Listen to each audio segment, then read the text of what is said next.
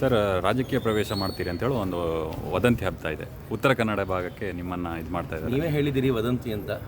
ವದಂತಿಗಳಾಗಿ ಅದು ನಡೀತಾ ಇದೆ. ಇದು 2014ರಲ್ಲೂ ಬಂದಿತ್ತು, 19ರಲ್ಲೂ ಬಂದಿದೆ, 24ರಲ್ಲೂ ಬರ್ತಾ ಇದೆ, 29ರಿಗೂ ಬರ್ಬೋದು ಅಂತ ಅನಿಸುತ್ತೆ ನನಗೆ.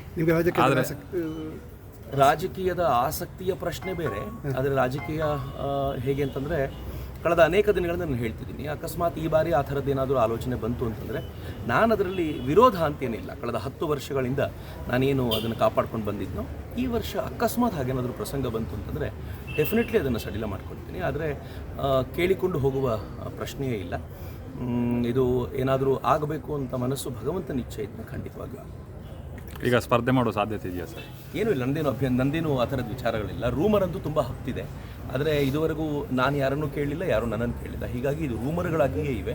ನಾನು ಅದ್ರ ಬಗ್ಗೆ ತುಂಬ ತಲೆ ಕೆಡಿಸ್ಕೊಂಡು ಇಲ್ಲ. ಬರೀ ನೀವುಗಳು ಹಬ್ಬಿಸ್ತಾ ಇರೋ ರೂಮರನ್ನಷ್ಟೇ ನಾನು ಕೇಳ್ತಾ ಇದ್ದೀನಿ.